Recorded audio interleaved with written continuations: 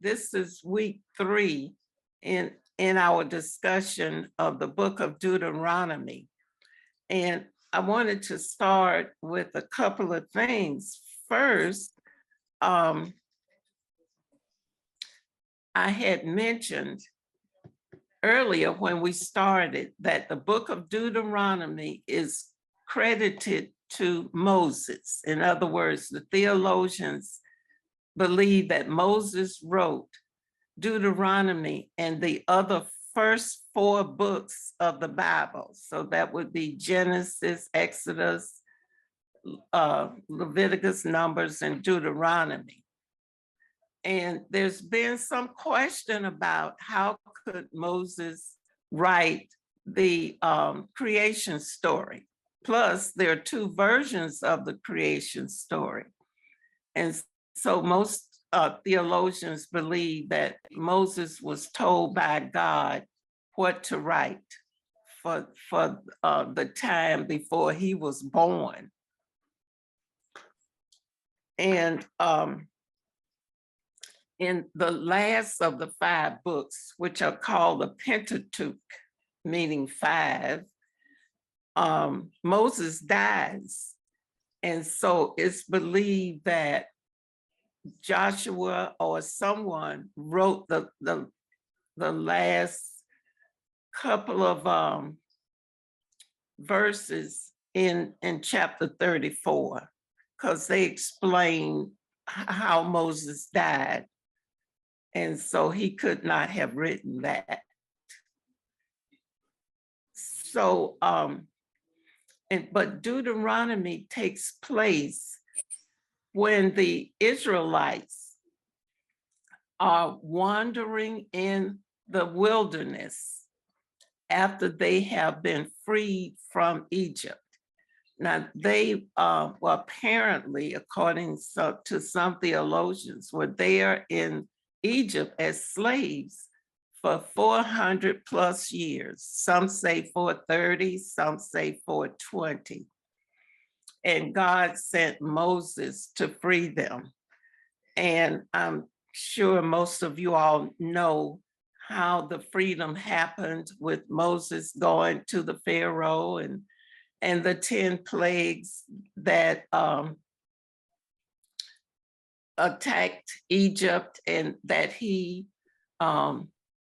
Moses led them out after the last plague, which the Pharaoh said himself in just talking. He was talking about the firstborn, and he put the curse on himself that the angel of God would kill the firstborn in every family. And he had 1 child, so his firstborn died in that. And that's also the story of the Passover, which we will be commemorating during Holy Week, where the Israelites were told to put the blood of a young lamb over their doorposts so that the angel of death will pass over them.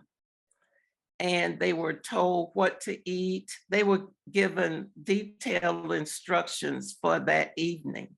And then when the firstborn in every household died, the Pharaoh agreed to let Moses take the children out after his son died. And I thought it was just a few people, but it's believed that this was about 1 million people. That's a lot of people.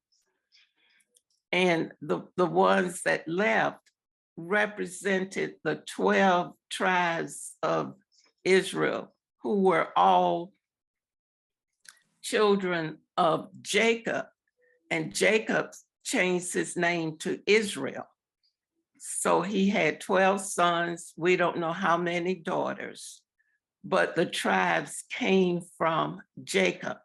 So when we had the lesson with the woman at the well, and she said, we are children of Jacob, and this is Jacob's well, and whatever.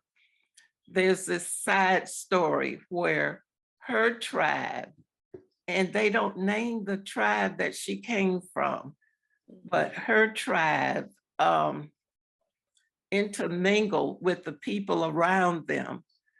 And there just grew this animosity between this tribe and the Israelites, who did not do that, who did not intermingle and take on the other people's religion and whatever. So, but all of them are cousins because they were from Jacob's family. Okay, so they're in the wilderness, and they are wandering in the wilderness because they disobeyed God. And it was God's plan for them to stay there 40 years.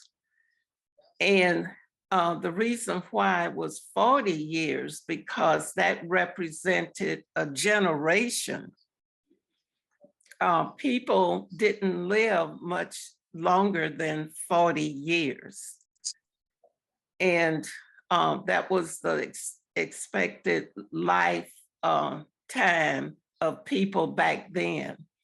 And as it happened, most of the people who disobeyed God died off during those 40 years, except Moses and Joshua and Caleb and Aaron. Now, Aaron was Moses's brother, his real life Hebrew brother. And he was the one that God told to be Moses' assistant, because Moses said, I can't be a leader because I have a speech impediment.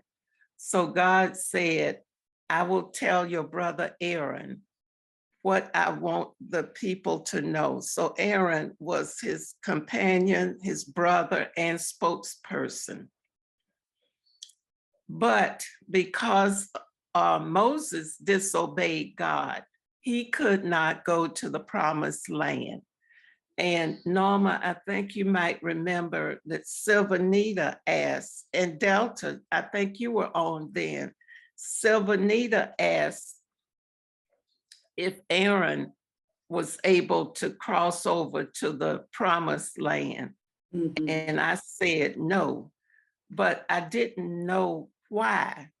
And so I did some research on that and found out that the story of Aaron and his disobedience is found in Numbers, in the book of Numbers, chapter 20, if you want to read that. And it's 20 verses 28 through 29. But it seems like he disobeyed when Moses disobeyed at when they were trying to get water for the Israelites that were complaining. And they kept whining. You brought us out of Egypt. We want to go back and be slaves because we had water to drink. You brought us here to die from thirst. And then they'd get some water, and then they get thirsty again. You know, they kept whining about everything. So this last time, God told Moses what to do to get them some water from this rock. And I can imagine Moses being just frustrated. But what Moses did was he just struck the rock. And so it looked like he was getting the water from the rock rather than God. So because of that, he could not go to the promised land. And apparently Aaron did the same thing, but it shows another spot with a rock. It was not where this happened with Moses. It was at another location. But if you want to read Numbers 20, 28, 29 is there. And since Moses wrote all the books, he put that incident there. But I thought it was, I shouldn't say humiliating, it was interesting. I should put it that way. God told Moses to take Aaron up to this particular mountain and to take the entire community with him. And there, Aaron was stripped of his vestments and whatever God told Moses to take off of Aaron. And that scene reminded me of this show, that used to come on. It was like a cowboy or a military show. I think it was called Branded, where this guy did something wrong in the Western country.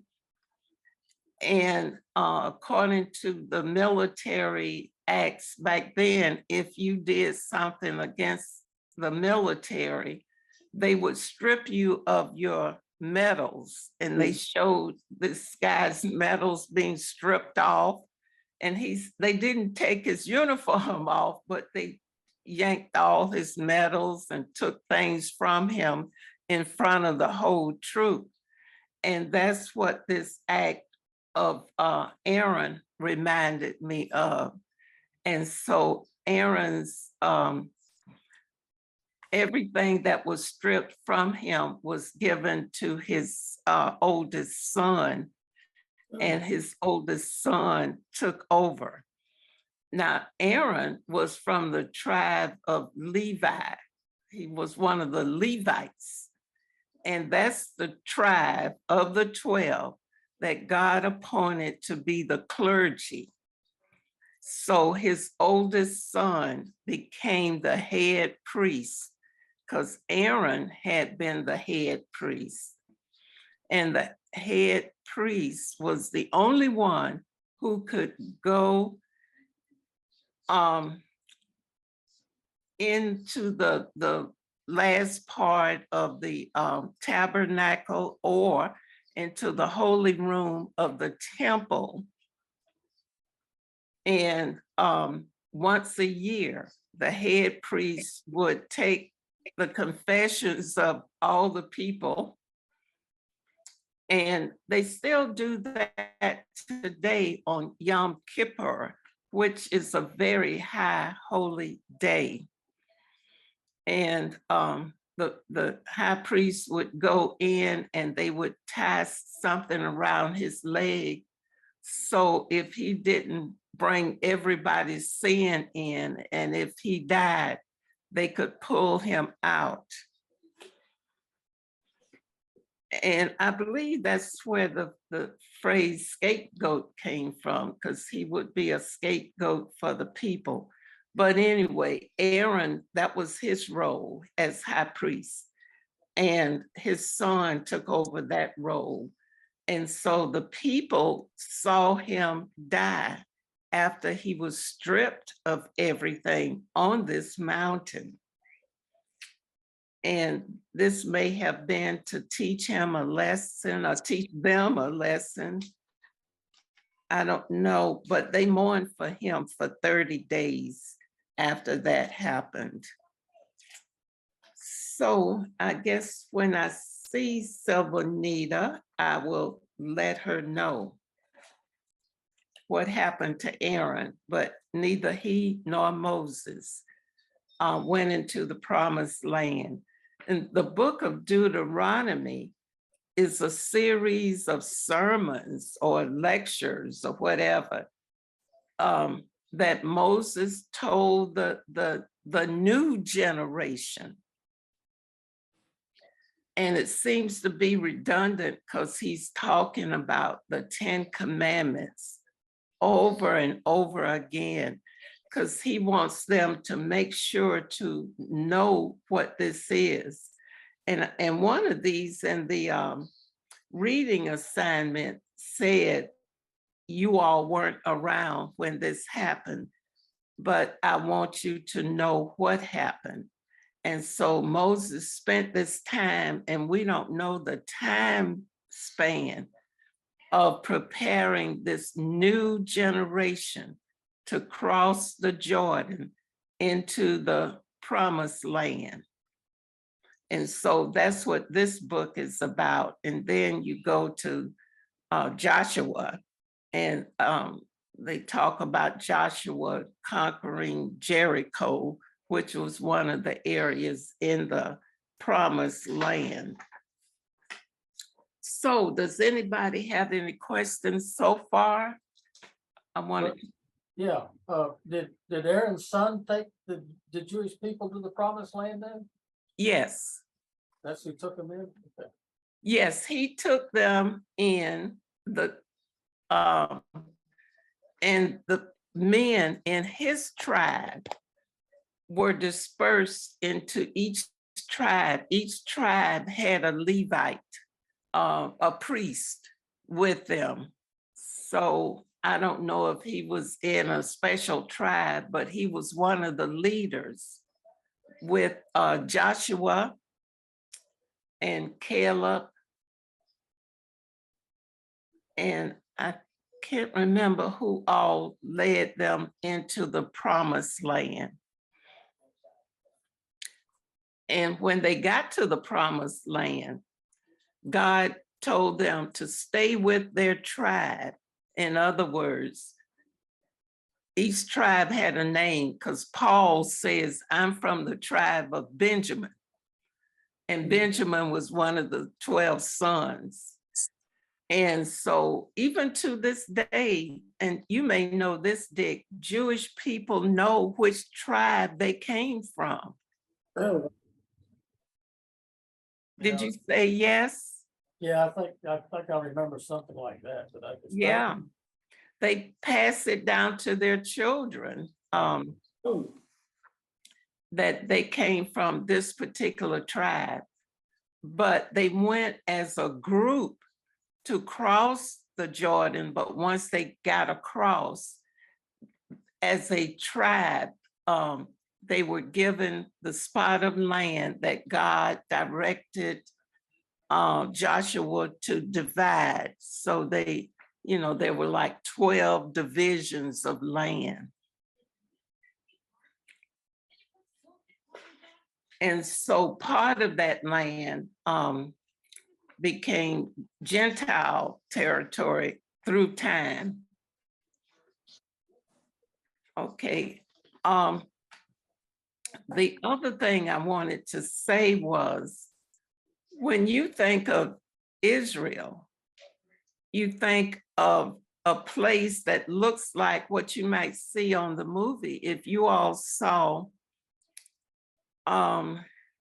this movie, The Passion of Christ, and it just looked like a desert area with these stone buildings. And it did not look real, pretty, like, why would we go there? But the way that country is set up, when we flew there from Rome, and they had the tightest security at the airport. I mean, there was a special section for you to be searched and whatever. And this was back in 2014, 2015. You had a thorough search to get on the plane in Germany to go to Israel. And I can understand why they had that process. But the plane landed in Tel Aviv. And Tel Aviv is the capital of Israel. But you don't hear about Tel Aviv if you open the Bible. You just hear about Jerusalem and Jericho and all the other places. But Tel Aviv is the current capital of Israel. And I was surprised at how modern Tel Aviv looked. It looked more modern than Jacksonville. It had several tall buildings, a lot of modern cars and buses, like you would ride the bus, and motorcycles and all that kind of stuff. So our tour guide said that they called Tel Aviv Sin City, and that you could go there. It was like Las Vegas, and gamble and have fun and go to a nightclub and do whatever you would do probably in a big city in our country. And then the people would say, after you had fun in Tel Aviv, you could go to Israel and ask for forgiveness. So, and Tel Aviv is right there on the Mediterranean Sea. And we were in a hotel right on the sea, or by the sea. And so I wanted to see it, because I said, I don't know if I'll get back to this spot. And it was beautiful. It was kind of like going to our Gulf and seeing the Gulf of Mexico or going into the Caribbean and seeing that clear water, clear, pretty water.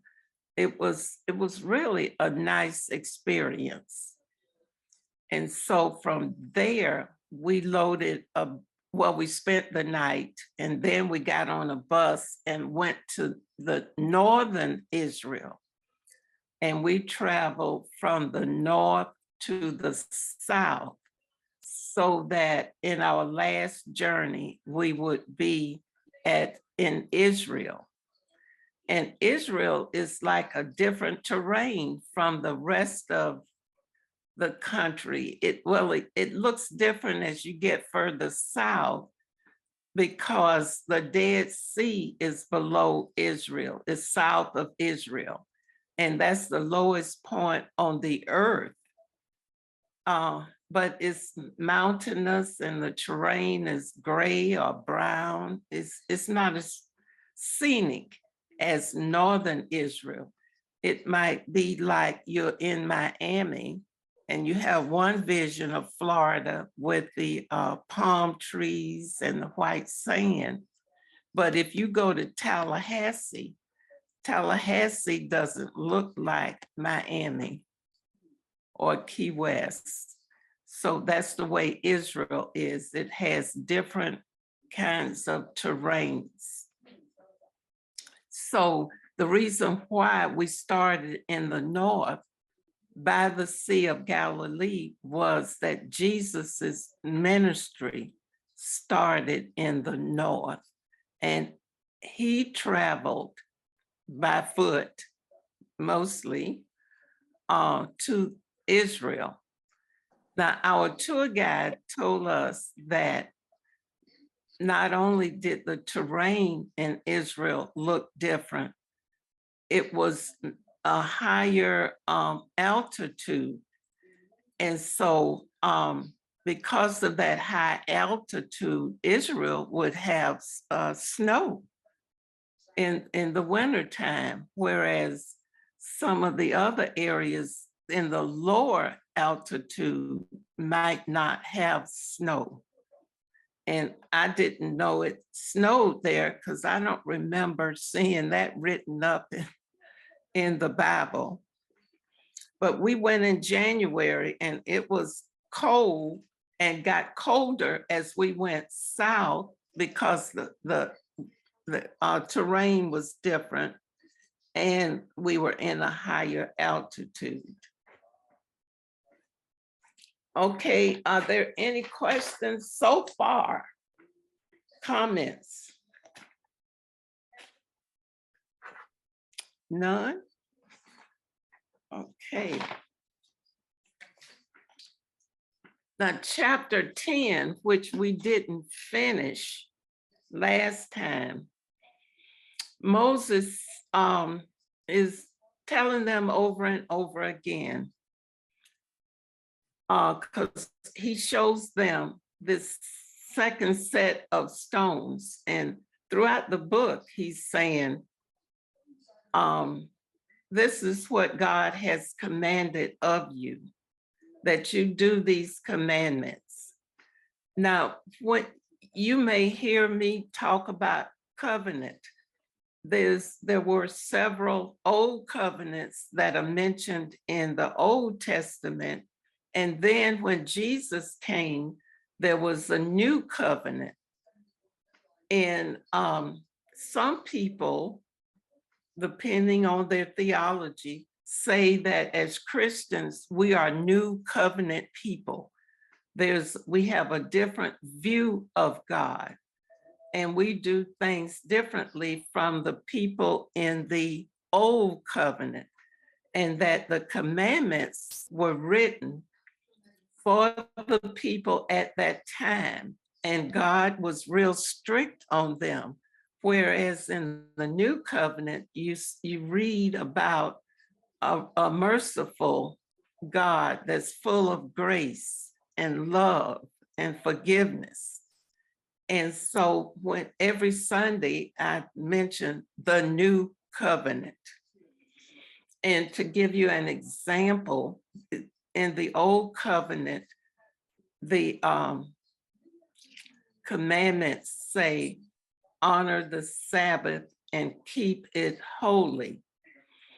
And their Sabbath was sundown Friday, well, it still is with Jews, sundown Friday through sundown Saturday.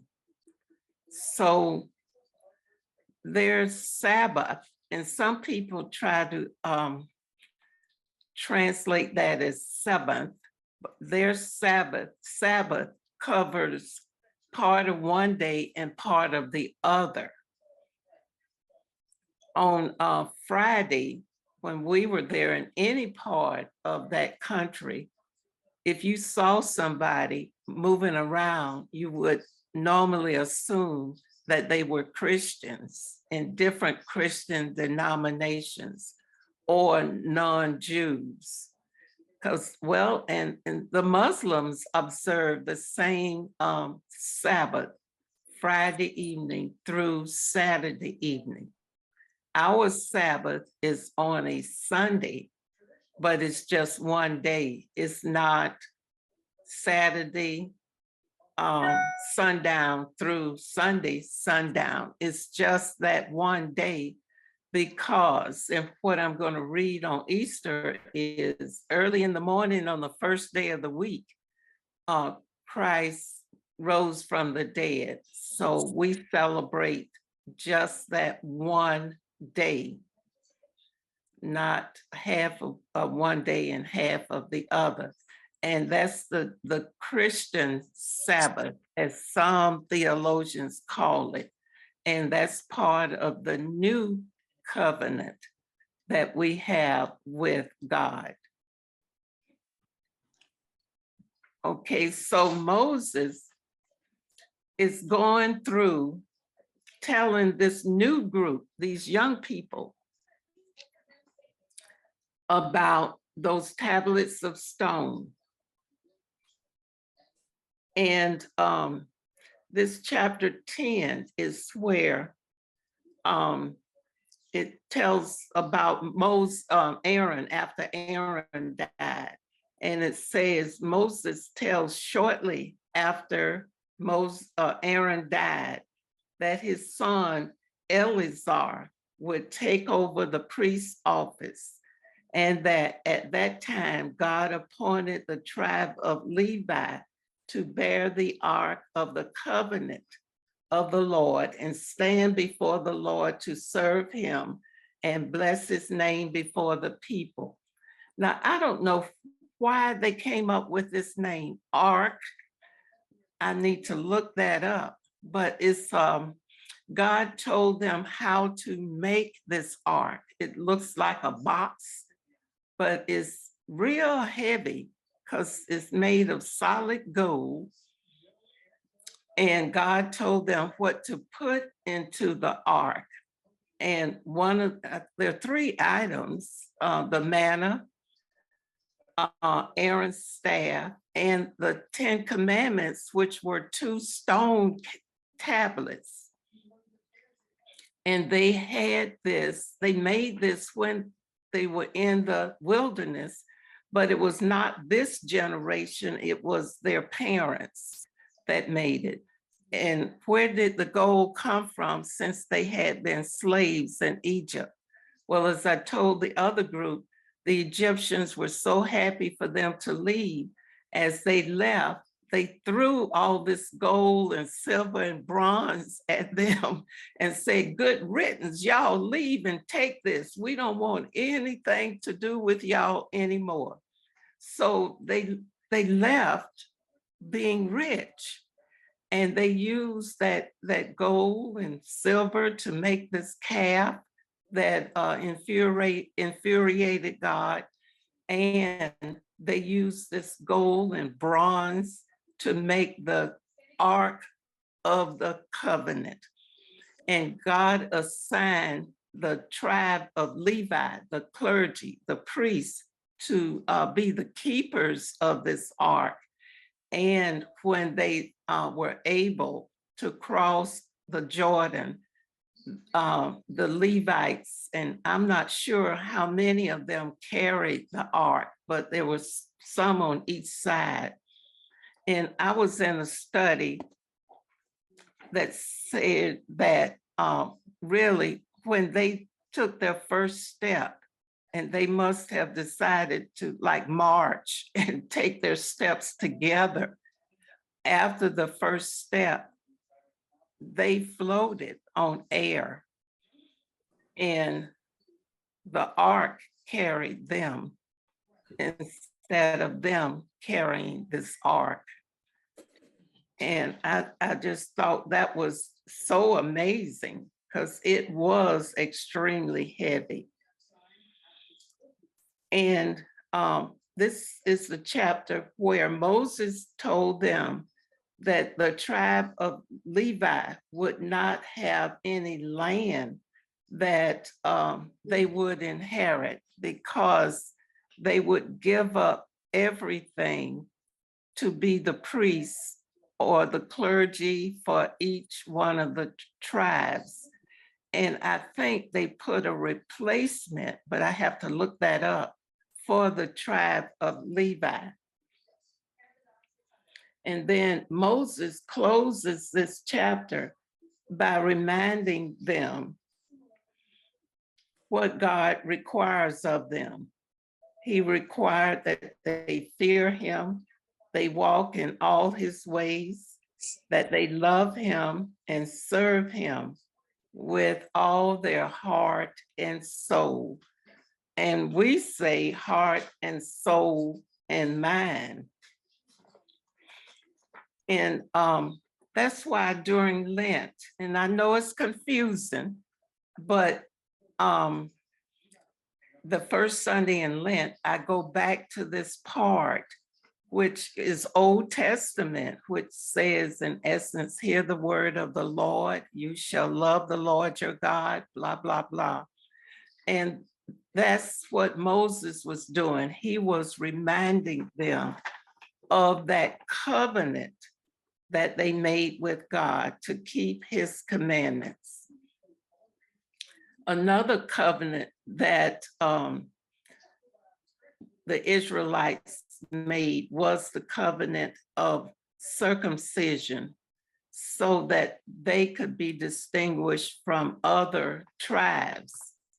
And Moses told them that God commands also the circumcision of their heart.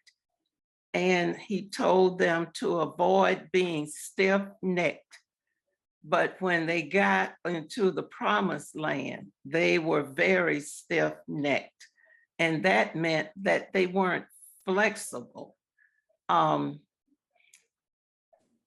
they got there, for example, when they were in the wilderness, they complained that we don't have anything to eat. So God gave them the manna, which looks like frost. And well, we don't have any meat. When we were slaves, we had meat. So God sent some quail, and the quail was plentiful. As a matter of fact, they had their full of quail that they got sick. So it was almost like, you want meat, here's the meat. So, but anyway, this book of Deuteronomy tells us about us as people and about God and how God interacts with us. And throughout the book, God tells them every detail of what to eat, how to act, what to do. And I was thinking it was almost like being in the military, Dick, where you knew what you had to do, and that was it.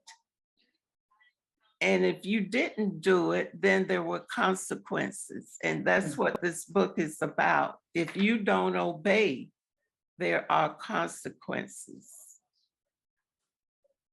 So does anybody have any questions or thoughts about this so far? None? Okay. When we go to chapter 11, now they're still in the wilderness. And Moses tells them again about blessings and curses. As long as you do God's will, you will be blessed. If you do not do God's will, you will be cursed.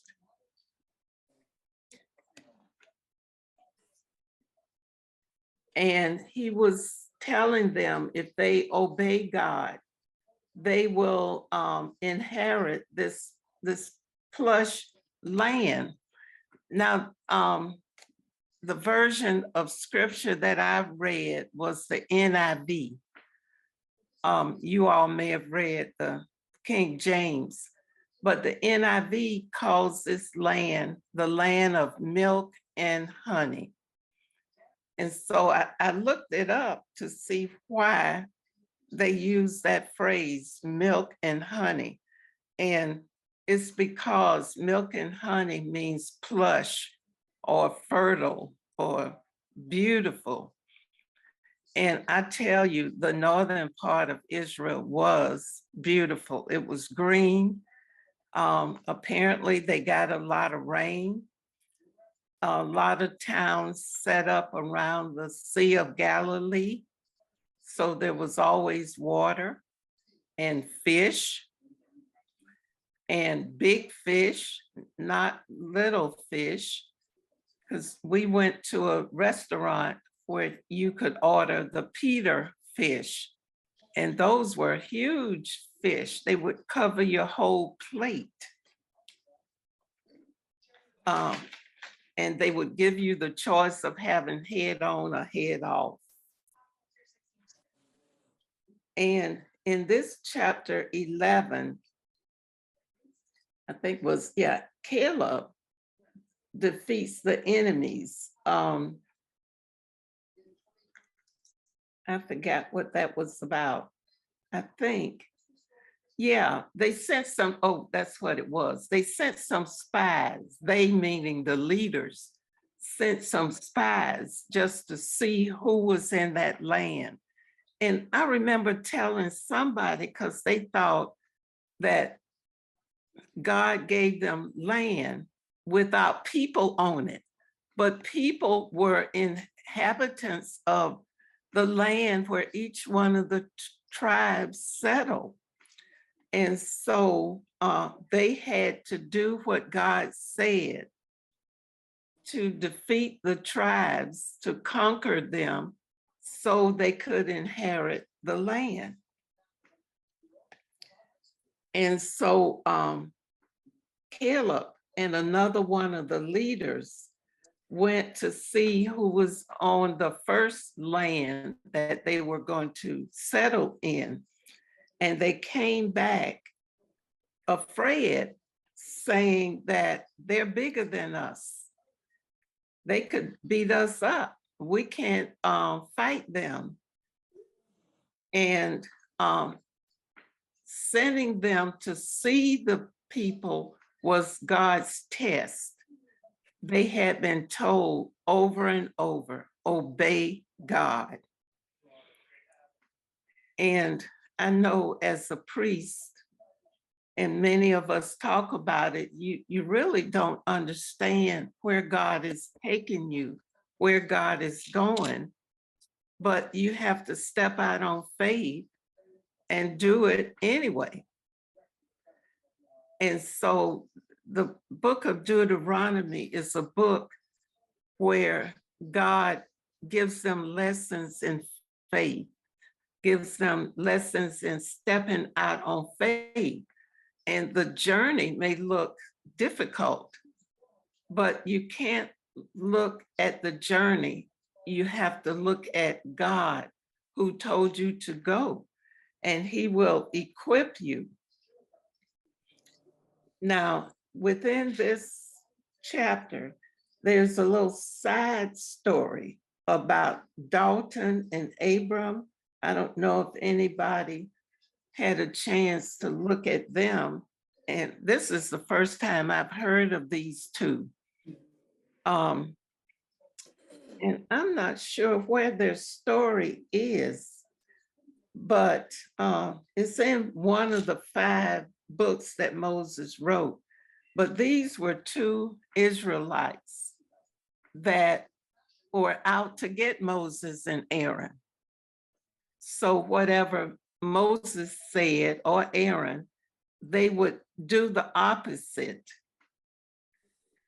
For example, when the Israelites were being led out of Egypt, this group, these 2 characters, decided to join the Egyptians instead of following their people.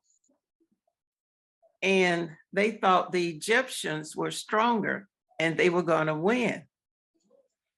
However, when they saw the waters at the Red Sea separate and the Israelites being able to walk on dry land, they deserted the Egyptian army and joined the Israelites and went over into the promised land. And then when they were in the promised land, and they said, we don't have anything to eat, and God sent the manna from heaven, they were given strict instructions by God. Only get enough for you and your family to eat for the day. Don't hoard anything. Now, these 2 were greedy, and they got more than enough for a day. And their food turned to worms because they disobeyed God. So they really had nothing to eat. The only time that they could get a double portion would be on just before the Sabbath. They could get more than enough to eat. But other than that, when you went out to, I guess, put it in a bucket or whatever, you should only get enough for your family. But these 2 had a lot of shenanigans, and it appears as though God had enough of them. And there's this story where the earth opened up and swallowed them and swallowed everything around them, their families and whatever, I guess their livestock and whatever. And when I read this, I thought, oh, this story is not in the book of Deuteronomy. It just mentions what happened to them, but it's not a detail. There's this course that I took in seminary called the Midrash, and we learned about things that happened that are not in scripture. And this is a Midrash story, something that you wouldn't know unless you read it from the Midrash. And also with Midrash, which helps us with our sermons, our teacher was a rabbi, and he told us that there's no way for you to write down every little thing that happened. And so you have to learn to read between the lines, such as what I told you all about Aaron on the mountain. Was he sorrowful? Was he crying? What happened as he was there and being stripped and everybody was looking at him? And what happened to the people? Were they shocked? Whatever. It just tells you that he was stripped, and it told you in front of the people. Then it said they mourn, but there's some missing links there. And that's what Midrash taught us, how to think about different things. As a matter of fact, the priest, the rabbi, and well, he could say what he wanted to say, but anyway, he told us, if you want to get a good lawyer, get a Jewish lawyer, because they are taught to midrash things, to think about, well, what if this had happened or that had happened, and you didn't mention this and you said this. And he said that that's part of their culture, because they know you can't write everything down. Okay, are there any comments so far? Questions? None? Okay. We can move to chapter 12. And in this sermon that Moses did, okay, it's telling them that they need to worship in one place.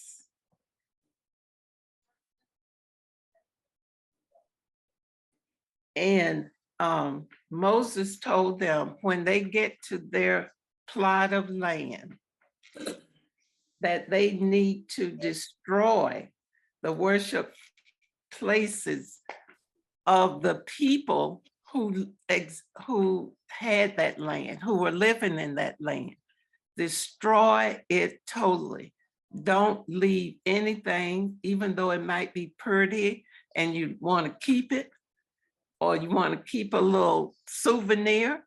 He said, destroy everything.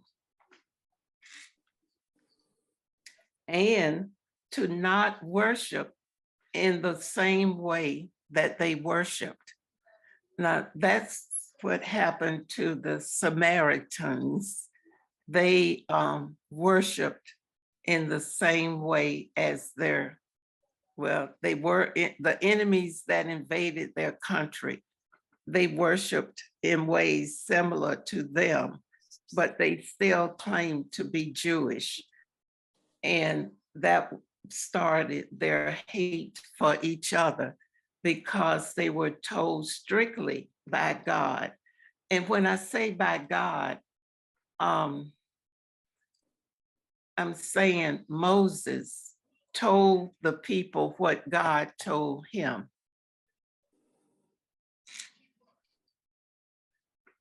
And he told them to give offerings to God, and the offerings would be the firstborn of their herd.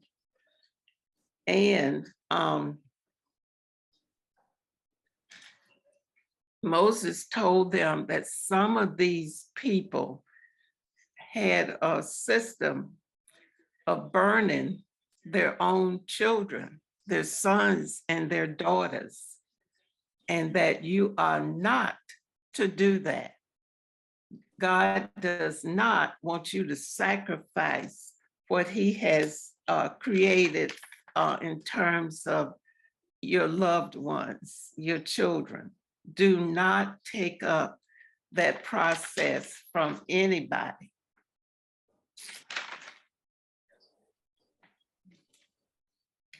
And by the way,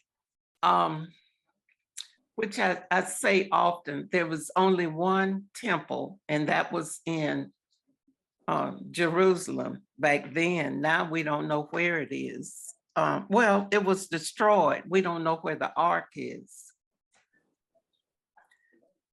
I couldn't find it in Deuteronomy. It may be in some of the other books, but they were told to, when you had a family, 10 families, you needed to have a synagogue, a worship spot for at least 10 families.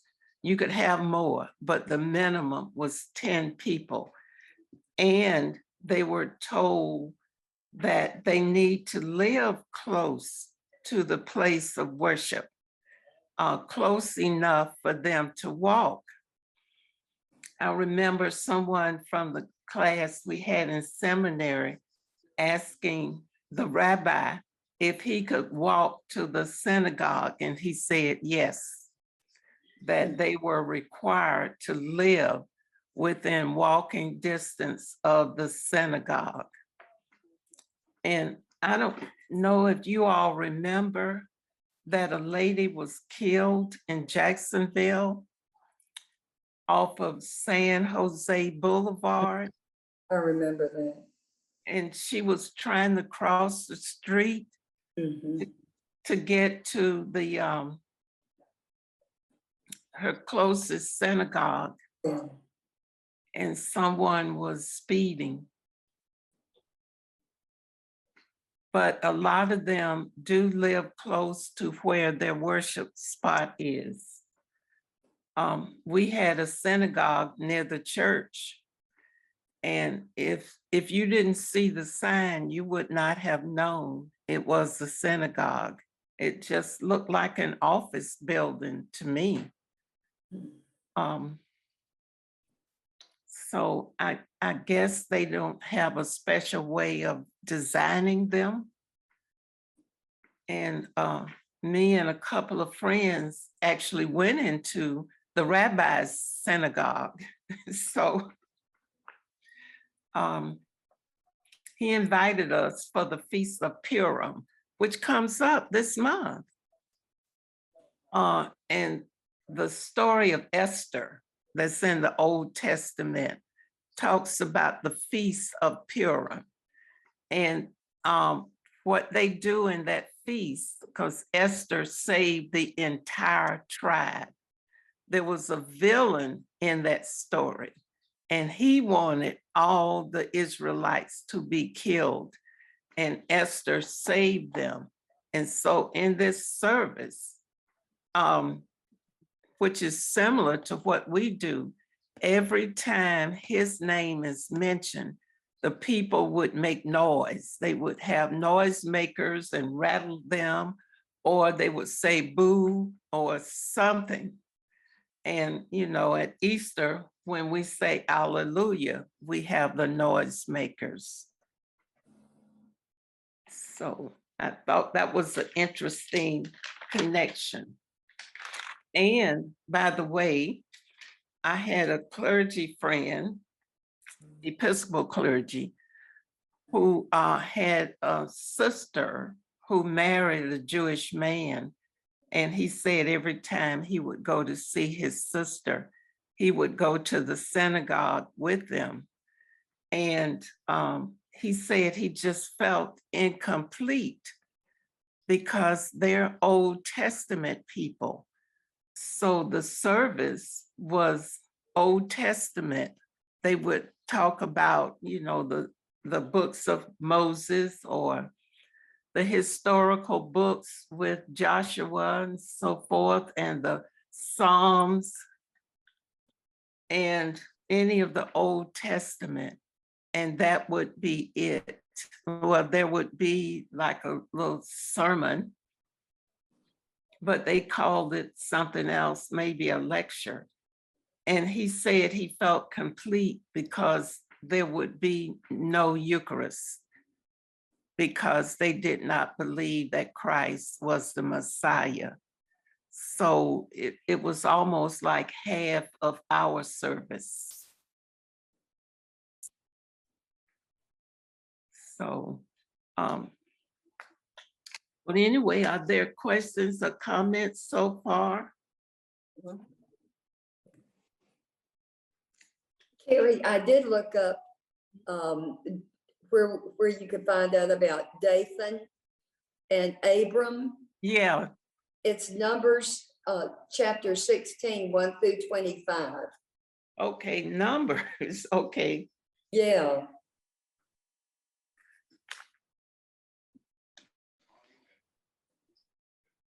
Okay, thanks, Norma. You're welcome. Yeah. But they mentioned Dalton and Abram in Deuteronomy as though you had read Numbers, as though you knew what happened to them and what kind of characters they were. So, okay, I appreciate that. You're welcome. So does that talk about them being swallowed in the earth? It does. Oh, I just glanced over it, but nearly okay. it does talk about it. Yeah. That was their punishment for being rebellious. Mm-hmm. Now, if there are no comments on chapter 12, that was my summary. We can move on to chapter 13. And this is about worshiping other gods. And Moses tells them, do not worship other gods, which he's been telling them each time. And he said, a person might come into your new land and claim to be a prophet, and you are not to follow that person. And this might be a test for you to see if you would follow the person or if you would continue to worship your God. And now this is throughout really Deuteronomy. Once you designate this person as a false prophet, you are to kill them by stoning them. And, you know, I know the one of the commandments says, thou shalt not commit murder. I think that's the way it's written. But there's a difference. There are two things here. There's a difference between murder and kill. And there's such a thing as holy war. But if God tells you to kill or destroy something, you must do exactly what he says according to the Old Testament. There's nothing like this, I don't think, in the New Testament. I think in the book of Acts, yeah, and I can't, there was this couple, and they were in the new Christian church, and they were trying to set up one of the churches, and they all remembered that they were supposed to tithe and give 10% of what they had. Now, nowadays, people ask me, is that 10% of your gross or your net? I really don't know. Because it doesn't specify, because things were different back then. But anyway, this one couple decided not to give 10% of what they had to the church, the new Christian church. And both of them were struck dead in front of people for people to see what could happen to them if they refuse to obey God's commandments. Okay. If there are no questions or comments about worshiping other gods, and what I just said was a summary. I noticed, Carrie, they even said if your son or your daughter or your beloved wife, that if any of them were led to talk about someone else besides God, that they were to be put to death as well. Yeah, and it sounds cruel. It does. Yeah, as a matter of fact, I don't know if it's still done today, but when a Jewish person's son or daughter or close relative decides to leave the Jewish faith and become something else, especially a Christian, they literally or figuratively, I should say, bury them as though they've been killed. So they would have nothing else to do with them.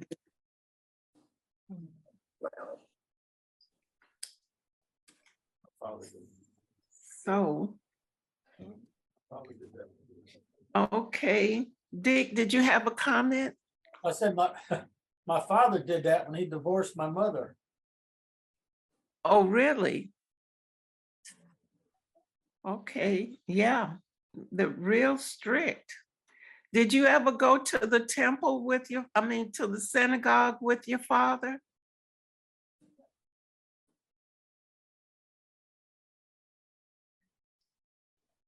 Dick, or is it frozen? I think it might be frozen. Yeah, I think it is too. Well. Oh, okay. Can you hear me, Carrie? Yes, I think it might be frozen. Yeah. Well, I'll move on to chapter 14. Yeah. Okay. This is clean and unclean food. Oh, they were knocked off. Maybe they're going to try to get back in. It's just me and you and Delta. Mm-hmm. So Delta, they're real quiet. yeah. I'm here. I'm here. You have any questions or comments, Delta? No, I'm just thinking, my goodness, I don't know. Like, with your own hands, you shall surely kill them. Yeah. And the thing about it is, if you didn't do that, you would be killed. Yeah. So there y'all are. Okay. Yeah, we lost you for a minute on the. Yeah, no, I was telling you my father did that for my mother, and I don't remember, exactly how it went. I was just told that when I was older. Okay. Did you ever go to a synagogue with your father? No. Okay. No. The only time I went to synagogue was, for a bar mitzvah or something like that. We went to two of them. Oh. And I guess it was my grandfather's funeral. I went to a synagogue too, so for the funeral. Okay. Wow. Yeah, since the synagogue was across the street from the seminary, we were told to go visit one of the funerals just to see what happened. But there was no funeral while we had this midrash class. So, but I hear that's something to see. Chapter 14, clean and unclean food. And since I'm a funny eater, I was concerned about the food in Israel.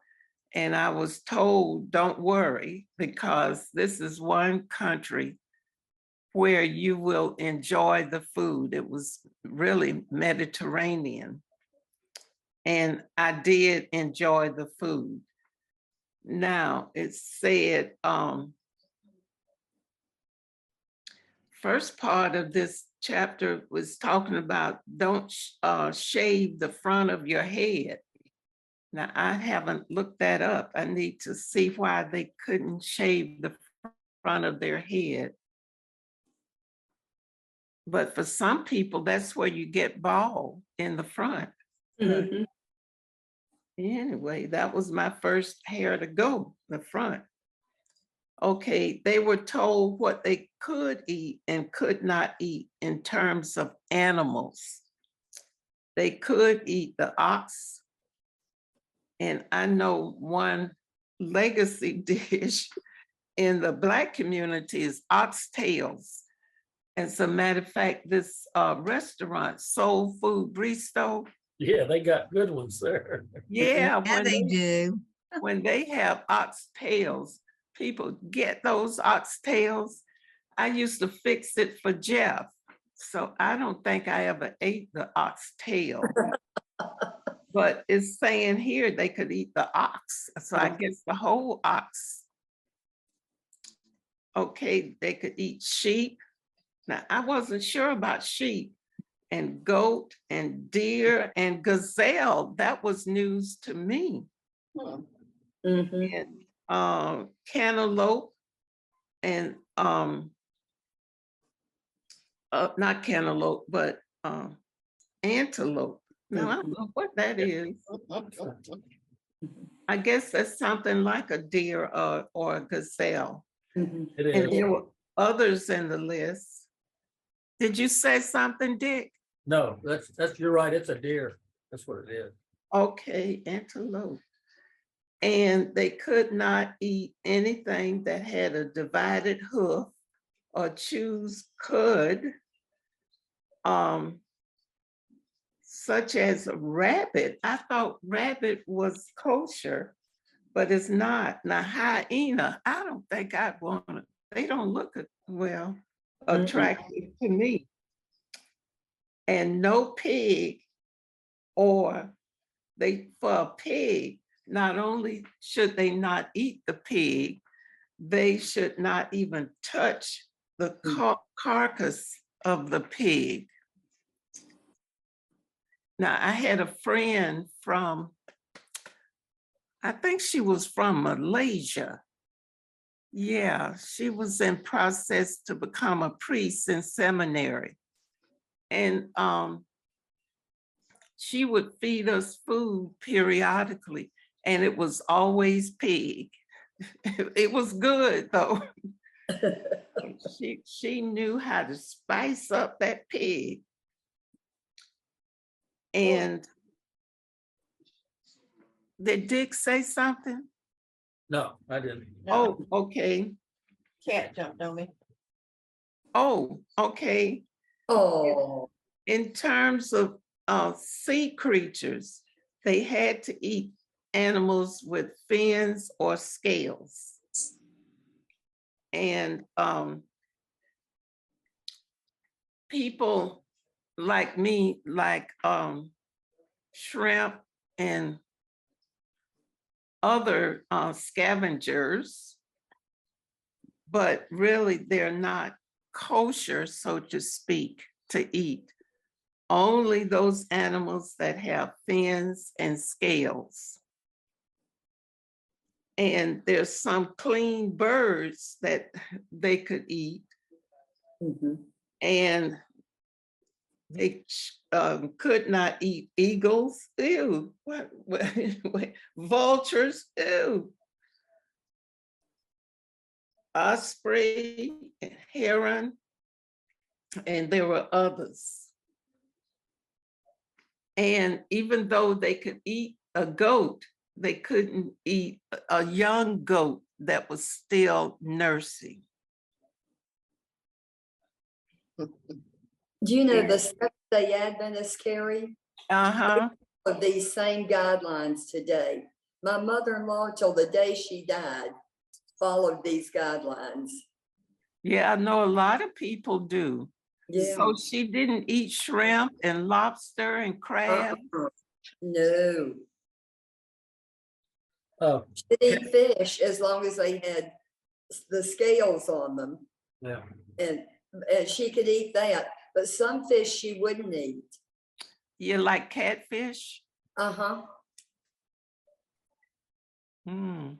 Gary, that part about the shaving their heads, it's in Leviticus 5 and 6, and Leviticus 21, 5 and 6. But it doesn't really describe it a whole lot, but you ought to read that because that's the rules for the priest. And they have a bunch of rules. I know. You might ought to read that. Some of them are kind of way out there. One of the things in here says that the priest's daughter defiles herself by becoming a prostitute, she disgraces her father and must be burned in the fire. Ooh, Yeah, well, that's like Joan of Arc, but anyway, yeah. Yeah. what chapter was that? It was Leviticus 21, 5 and 6 talk about the shaving of the head, but it really doesn't say why there either. But it's a whole list of things that the heading of it is rules for priests. So it gives all the rules for the priest in 21. Wow. Okay. So let me note that.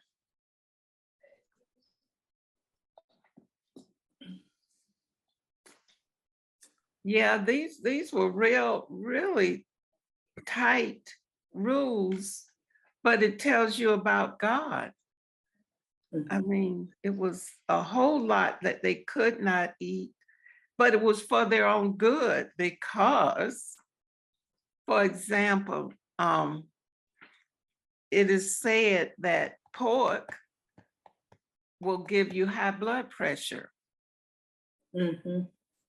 And Without refrigeration, pork will spoil and make you sick too. oh, really? Yeah, and my grandmother, the kosher house has 2 sets of dishes. Right. Yeah. One for kosher and one for not kosher. And I Yeah. was told that years ago, the dairy in the pewter plates, if you mix dairy and meat, the bacteria could kill you. And Right. you couldn't really wash them, it would. So you had dairy in one, and that's how the 2 different sets of plates came around, or dishes. But well, there was a good reason for all this. It was clean, I know. Yeah. Kosher was. Yeah. And really, shelled food, seafood, Yeah. is not good for your heart because they're high in cholesterol. And I know I was telling this friend who likes to go on cruises with my cousins, and he said he loves to go because he can eat shrimp all day. Yeah. And I told him, I said, that's not good. They're high in cholesterol. And he said, I don't care. I like shrimp. Now my grandmother, she used to take a chicken, and she would buy food at the kosher deli, but sometimes they didn't have chicken, and she would take a chicken from a regular store and put it and pack it with salt and draw all the impurities out of it. She said it was kosher, and then the chicken was kosher. Oh, wow. That's why she'd pack it in salt, sit there for I don't know how many hours, and it would draw all the impurities out of it. And then she'd cook it and make her chicken soup. Yeah, and really, I don't have this written here, but God told Moses to tell them that blood was considered life. And Mhm. you should not eat meat with the blood still in it. Mhm. And I know one time I went out with one of my supervisors when I was working for the state, and we went out to lunch, and she ordered steak. And she's, you know how they ask you want it rare or medium or well done? And she said, I want to hear the cow mooing. Mooing. And some people are like that. You know, they just let it cook briefly on one side, turn it over on the other, and eat it with the blood still in it. My dad did that. Oh, he did. And that's not kosher. He liked it, but he, like I said, he got away from kosher. Oh, He liked the kosher, but he got to be a Gentile too. And you know, wow. the kosher meat is, they kill the animal differently than the regular Gentiles do. Kosher meat has to be, the animal has to be killed in a certain way. Otherwise, the Jews, they won't eat it. They won't butcher it up. Oh, wow. Yeah, Okay, what they would chop the head off a certain way? I think one of the ways they did it, I think they would cut the throat, is what they did, because you know when they kill cows and stuff, they kind of bang them in the head and knock them out or something. But the rabbis are supposed to, I guess they cut the throat, because that's the quickest way to kill somebody with no pain. They'll die instantly. I mean, when you cut somebody's throat, they're dead just as fast as that knife. Before the knife quits cut, you're dead. And that's why so the animal is not stressed. Oh, wow. Wow. Yeah, and they were probably, I'm sure, given instructions on how to do that. Mhm. And let me see, in that same chapter, they were told to tithe the 10%. Mhm. Now, back then, you know, they didn't have taxes and all like that, and they didn't have gross and of what's left. So I don't know. I think that's interesting, though, that they said 1/10 of all your crops. So Mhm. that's where I guess we got our 10%. Our Yeah. 1/10. Sure enough. Yeah, probably. Because they didn't have money sometimes. So if they had 10 ears of corn, they'd give one, Yeah. Yeah, and that's to give to the poor and to the widows and even to foreigners. I had my one secretary when I worked for the state. She in my last position, she was my secretary till I left. Really a devout Baptist person. And she belonged to First Baptist, that big church downtown that used to be big. Yeah. And she said that when you decide to join the church, they would tell you to turn in your 1040 or your W-2 or whatever, so they could see what your income was. Yeah. That's what I heard too. Oh, yeah, and that's what she said. And you would be expected to pay the church 10% of your income, but I didn't ask her what line on the form do you pay 10% of, but anyway. And she was diligent in doing that. Wow. And then, you know, you have a couple, do you pay? I don't know. It nowadays is very complicated. And they were told every 3 years to give to the poor, to the widows, and to foreigners. I thought it was more often than that, but they did set aside food for that group. And And didn't they they, have to do that for the Levites as well? Yes, because they didn't have anything. Yeah, you're right. For the clergy in their tribe. But I'm trying to think. It was not Esther, it was another book. It escapes me now, where this lady was told to go to a certain spot and wait for the leftover crops. And that's what she used to take back to her mother-in-law. And I ought to know the name of that book, but I can't remember it. But anyway, they would set aside food for the poor. And see, we got 2 minutes, 1 minute. I'll do chapter 15 briefly. And we use this today, 7 years to cancel a debt. And why 7? 7 is prominent in scripture because that number is considered complete. God created everything in 7 days, not in 7 years, but every 7 years they're to cancel debt.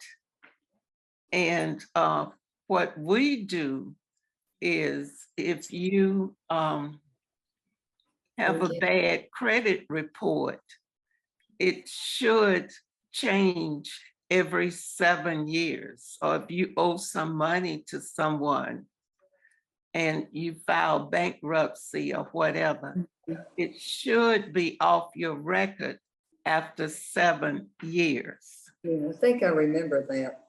Keep your tax things for 7 years. Yeah. And you could also cancel the debt from your servants. And your servants could be freed after 7 years. And they use this term, at least the version I read, if your slave does not want to be free or leave you, but wants to stay there, it said, take this awl, AWL, Yeah. and put it through the earlobe, push it through the earlobe, and then stick it to the door. And I said, well, what is that? Yeah, I But thought the same thing. what it is it's a needle or something sharp, kind of like getting your ears pierced. And you take this sharp instrument. Now, if you're going to put it through the earlobes, that's like getting your ears pierced. And then, well, the person, I guess, needs to be near the door. And it doesn't say how long you do this. How long do they stand there by the door with this hole that's now in their ear so that they could be free? That's another midrash you have to ask for this particular one. Well, it's 8:30, 8:31. So I'm going to stop here and pick up beginning with chapter 16 next week. And I'll have the new reading assignments. Okay, are there any questions or comments or concerns or whatever? That was very good. It's different. You know, if you don't talk about it, it's boring. Because it's not something you want to sit down and read. Dick, I'm dying to know, was your mother wasn't Jewish? No, she wasn't Jewish. If Oh. when you're in the Jewish religion, if your mother's Jewish, you're Jewish. If your father's Jewish and anybody's a Gentile, you're not considered Jewish. Ah. They accepted me, but I wasn't Jewish. But yeah, Wow. So Dick, you got your eyes and complexion from your mother? Yeah, Oh, yes. yeah, I did. My sister looks like my dad, like my dad. I got my complexion from my mother. My sister looked like she was Jewish. Okay. Yeah, she was older. Yeah.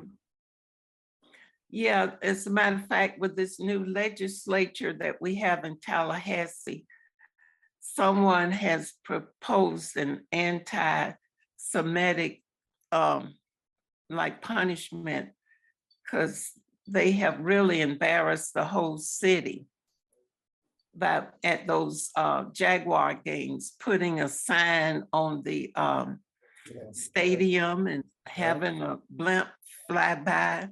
yeah, that was pretty bad. Yeah, Yeah, it's horrible. I know. Yeah. it is. So I'm sure this legislation is going to go through, but it is horrific. And a lot of people don't know the connection we have with the Jews. Because if you tell them Jesus was born and died a Jew, they think you're lying. Yeah, I know. They Yeah. probably be Christian or consider themselves Christian. They don't realize that, he was a Jew, Right, to the day. right. I mean, Jesus wasn't a Christian. No, Yeah. it's just that his followers, Well, they just, Yeah. really, they worship like Jews. yeah. Oh, yeah. Until there was a time when after the resurrection, there was a time when they decided to do some things differently. Well, they kind of didn't have a choice because they were Jews, but at the same time, what they were preaching was wasn't, I guess they couldn't do it in the synagogues anymore. So they had to go out kind of on their own. And I guess that's why Christianity came about. I mean, Yeah, kind of morphed into it, they Yeah. wasn't planning to do that, I don't think, but it's just the way it happened. yeah, and they worshiped in houses, not in, they couldn't go back to the synagogue. And so, And then the Christian religion is fractured into all kind of different denominations too. So, Yeah. let me tell you, Dick, when we went to Israel, now we arrived there probably, it was close to the 10th of January. And people still had their Christmas trees out. Now, a lot of Christians will keep their Christmas stuff up through Epiphany. Mhm. But we were there well after Epiphany. So I asked our guide, why are we still seeing this? And he was saying the Greek Orthodox have their Christmas that's on a certain date. And then he named all these different groups, and all those groups in Jerusalem, their stuff stays up until their celebration is over. And Sunday, when I showed the PowerPoint of the Jacob's Well, that was in a Greek Orthodox church, and they don't celebrate Christmas the same time that we do. So yeah, there's so many different Christian denominations. Okay, well, I thank you all for your interest and your comments and your questions. And I'll send out the next read, and that'll be next week, week 4. And I think this is a little more interesting than I thought, but it's different. Okay, I promised that it would be 7 to 8:30, so it went over. So you all take care, and I'll see you Sunday. Well, I'll see Kitty tomorrow. Yeah. okay, good night. Okay, well, have a blessed evening. You too. Okay, then. Bye. Bye-bye. Bye.